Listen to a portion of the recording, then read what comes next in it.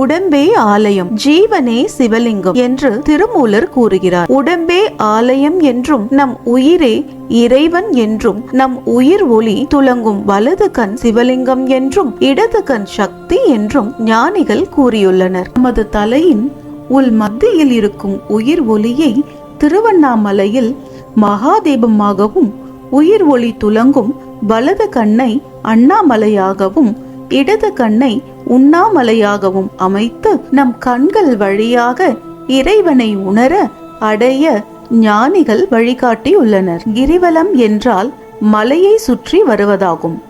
புறத்தே, அதாவது வெளியே மலையை சுற்றி வருவது மட்டுமல்ல, நம் உடம்பில் மலை போன்ற கண்களில் துலங்கும் உயிர் ஒளியான ஆவாகிய வலது கண் அண்ணாமலை, ஊவாகிய இடது கண் உண்ணாமலையை நினைந்து உணர்ந்து ஞானத